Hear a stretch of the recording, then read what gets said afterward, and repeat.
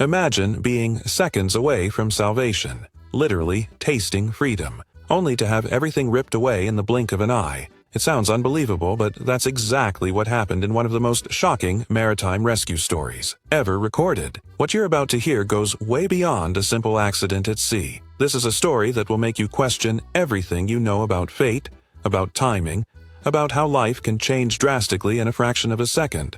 And pay close attention, because the most disturbing detail of this story isn't what happened, but when it happened. Adrian Esteban Rafael was the kind of man the sea chooses as a confidant. At 58, his sun-worn and salt-marked face told the stories of 1,000 voyages. In the port of Curaçao, he was known as El Capitan, not out of vanity, but out of respect. His calloused hands and weathered skin were silent witnesses to decades of navigating the Caribbean. "The sea is as calm as a lamb today," he commented that fateful morning, adjusting his faded cap, a lucky charm that had been with him for 15 years. That Venezuelan man, with his easy smile and experienced gaze, knew the Caribbean like the back of his hand. His boat, the Doña Matilde, a sturdy 32-footer, swayed gently at the dock. The name was a tribute to his mother, and Adrian always said the boat had the same stubbornness she did. "Jorge, grab those ropes," he shouted to one of his crew members while overseeing the loading of crates filled with whiskey.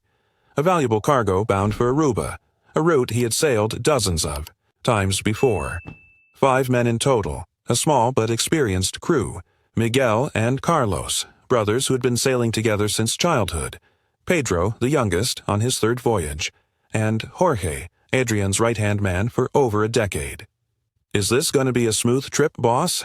Pedro asked, a hint of nervousness in his young voice. Adrian grinned, that confident smile of a man who had faced far worse storms. "Smooth as breakfast," he replied, patting the boy on the back. The first 2 hours went exactly as planned. The Doña Matilde's engine hummed steadily, cutting through the turquoise waters of the Caribbean. Adrian was at the helm, enjoying a cigarette when he noticed the first sign. A sudden change in the breeze. It was cooler, sharper. His experienced eyes scanned the horizon. Dark clouds were forming at an unnatural speed. "Something's not right," he murmured to himself. In 40 years at sea, he had never seen the weather turn so fast. Within minutes, paradise became hell. The wind went from a gentle breeze to a full-force hurricane. The once gentle waves turned into 5-meter walls of water. The Doña Matilde groaned, its structure straining against the sea's fury. "Everyone, get inside!" Adrian roared over the deafening storm. Jorge and Pedro managed to make it into the cabin. Miguel was just steps away from the door when it happened. A monstrous wave, black as a shark's maw, rose from the side of the boat. Adrian barely had time to yell, "Hold on for your lives," before the world flipped upside down. Literally, the impact was deafening. The boat didn't just capsize, it was tossed like a broken toy. The cabin windows shattered into a million shards. Freezing water rushed in with brutal force. In the chaos, Adrian saw Miguel and Carlos being sucked under by the waves. Their screams were swallowed by the sea in seconds. The Doña Matilde, his faithful companion, began sinking rapidly. Adrian, struggling against the current, managed to grab onto a loose cooler. Through the salt water burning his eyes, he spotted Jorge, clinging to a few wooden pallets, and Pedro, semi-conscious, floating thanks to an overturned icebox. In less than 5 minutes, the sea had rewritten 5 lives. 2 men lost, 3 terrified survivors, and the Doña Matilde, Adrian's pride, disappearing into the depths, taking not just its precious cargo but also the unshakable confidence he once had in the ocean. Now, floating amidst the wreckage with the taste of salt in his mouth and the weight of his lost crew on his heart, Adrian knew the real battle for survival was only just beginning. The sun was beginning its descent, painting the sky in hues of orange that, under any other circumstance, would have been breathtaking. But for Adrian, Jorge, and Pedro, that sunset meant only one thing: the terror of the first night adrift. At sea was approaching.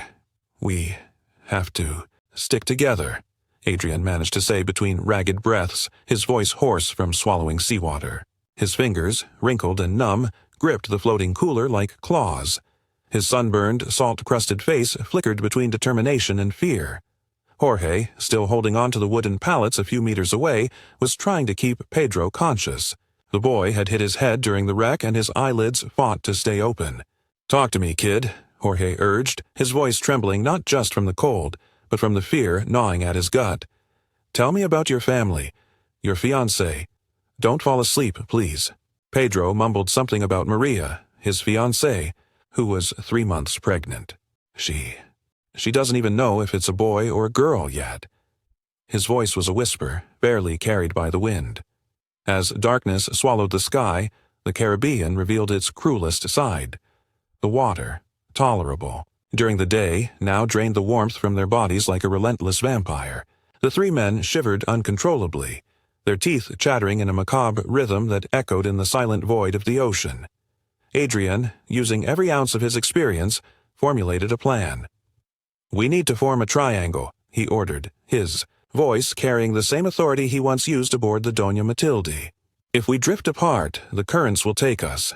With superhuman effort, they pulled their floating supports closer, forming a fragile circle of survival in the vast, indifferent sea. That was when they saw the first fin. "Dios mío," Jorge whispered, his face pale under the last traces of daylight. A dorsal fin sliced through the water just 10 meters away before vanishing into the depths, only to reappear even closer.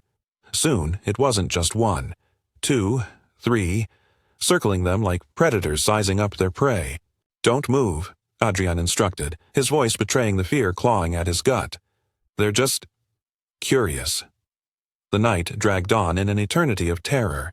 Every shadow beneath them, every ripple in the water, made them hold their breath. The cold had become so intense they could no longer feel their limbs. Exhaustion hung over their eyelids like lead. Pedro started hallucinating around midnight. "It's so warm here. Maria, did you make coffee?" he murmured, trying to let go of the icebox. "No!" Jorge and Adrian shouted in unison, grabbing the boy before he slipped into the abyss. The hours crawled by. Adrian kept his eyes locked on the horizon, desperately searching for any sign of ships or planes. But all he saw was darkness. A darkness so deep, so absolute, it felt solid. The most terrifying sound, however, wasn't the waves or the circling sharks. It was the occasional silence, when the ocean stilled for just a moment, as if holding its breath, reminding them of just how small and insignificant they were in its vast, merciless embrace. And so, floating between life and death, the three men waited for the dawn, each carrying their own prayers, fears, and regrets, as the indifferent stars turned above them. The first ray of sunlight brought more than just light. It brought hope. Adrian, who hadn't closed his eyes for even a second throughout the entire night, was the first to hear it. A distant hum, barely perceptible, but enough to make his heart race. "Listen," he croaked, his voice raw from salt and exhaustion. "Listen!" The sound grew louder. The unmistakable thumping of helicopter blades echoed through the sky, getting closer with each passing second. Jorge, who had spent the last few hours keeping Pedro conscious, began to cry.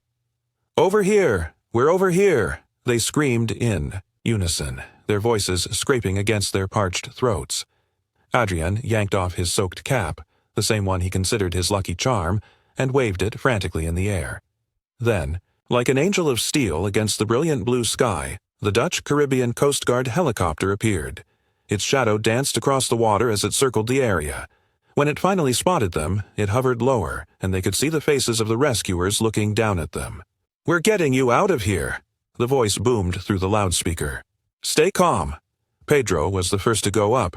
He was in the worst condition. His skin was pale, his body limp. The rescuer descended skillfully, strapping the semi-conscious young man into a harness before signaling for the winch to lift him. Jorge was next. His hands were so numb from the cold that he could barely grip the rope, but the rescuers were experts. Within minutes, he too was aboard. Then it was Adrian's turn. After 15 grueling hours in the water, his legs barely responded. The cooler that had been his lifeline all night now seemed determined to keep him there, as if the sea wasn't ready to let him go. "You can do it, sir," the rescuer shouted, descending once more. "Just a little more." Adrian looked up at the helicopter, hovering like a promise of salvation. He summoned his last bit of strength, released the cooler, and grabbed the rescue basket. The rescuer quickly secured the harness around him. And that was when fate played its cruelest card. Time seemed to slow to a crawl. Adrian could feel the water dripping from his face, the wind from the helicopter blades whipping through his graying hair. For the first time in 15 hours, he allowed himself a small smile. The rescue basket was at chest level, and he could feel the warmth of the morning sun on his back. "Almost there, sir," the rescuer encouraged, securing the final straps. "You're a warrior." Adrian thought of his family, of how he would tell this story to his grandchildren, of how he would wrap his arms around his wife, Elena, and hold her tight when he got home. He thought of Miguel and Carlos, the friends the sea had taken. A single tear slipped down his cheek, mixing with the salt water. That was when he felt it. First, it was just a shadow passing beneath him. Quick, massive, larger than anything he had seen throughout the night. His sailor's instincts screamed a silent warning. But it was too late. The tiger shark launched from the depths like a missile.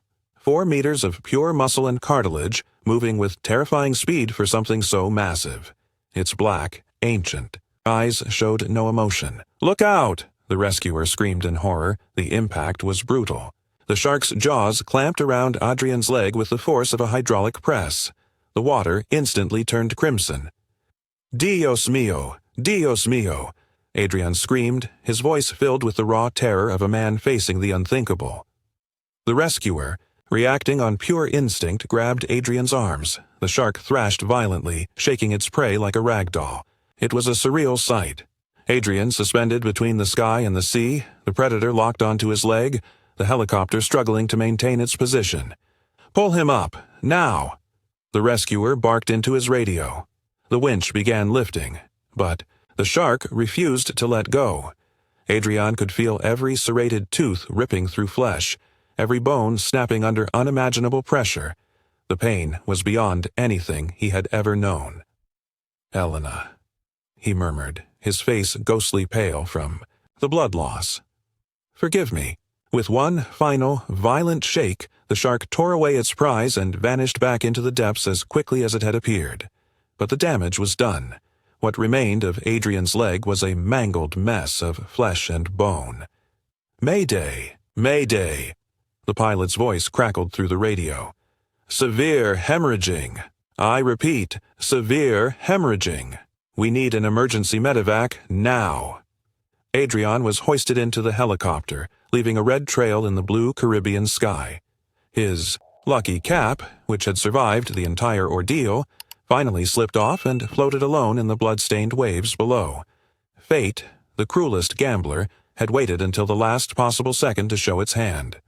Adrian had been less than a meter from salvation when the ocean decided to take its final toll. The inside of the helicopter was controlled chaos. Paramedics moved with frantic precision, their experienced hands racing against time. The rhythmic whir of the rotor blades provided a grim soundtrack to the fight for Adrian's life. "BP. Dropping. 80 over 50, a medic shouted, his gloves soaked in red. "We need more gauze." Adrian drifted in and out of consciousness. In moments of clarity, he murmured in Spanish, his children's names, old prayers his mother had taught. "Him, please for Elena's forgiveness. Let me see the sea," he whispered weakly. The youngest paramedic, tears in his eyes, gently tilted Adrian's head toward the window. Below them, the Caribbean stretched endlessly, its turquoise waters now eerily peaceful. "Siempre fue mi amor.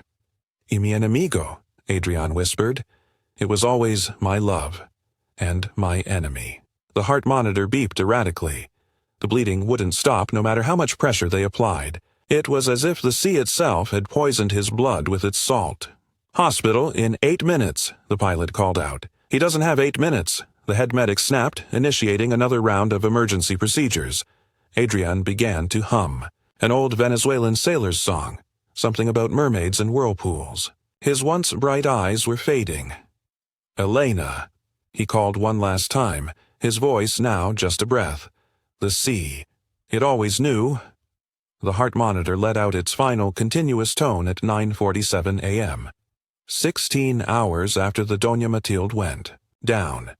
The man who had spent his entire life on the ocean, who had survived the worst night of his existence, passed away just 3 minutes from the hospital. The paramedics fought desperately to revive him, but deep down, they all knew. The sea had made its choice. It had toyed with him, given him hope, only to take it all away at the very last moment.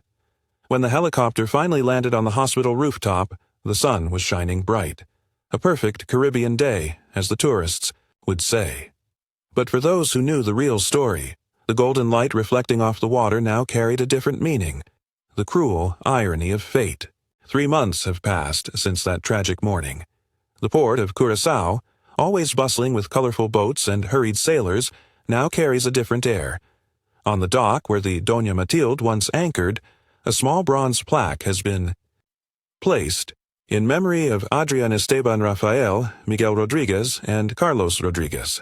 The sea keeps its secrets, but we keep their memories. Jorge, still recovering from the trauma, spends hours sitting there, staring at the horizon. His hands, once steady at the helm, now tremble at the mere sound of waves lapping against the pier. "You know what's the hardest part?" he said one afternoon, speaking to a local reporter. That night, during those 15 hours in the ocean, Adrian kept us alive with his stories, his strength. He knew exactly what to do, how to keep us awake, how to keep the sharks at bay, only for, in the end, his voice broke, the words lost in the lump forming in his throat. Pedro, the youngest survivor, never went back to the sea. His son was born 2 months after the accident, a baby boy he named Adrian, in honor of the man who had ensured his survival that terrible night. "He made me promise to keep talking, to stay awake," Pedro recalled as he cradled his newborn son. Even when the sharks were circling, even when the cold was unbearable, he never stopped encouraging us. "Think of your Maria," he'd say. "Think of your baby who's coming." Elena, Adrian's widow, turned her grief into purpose. She established a foundation in her husband's name, dedicated to improving maritime rescue protocols in the Caribbean.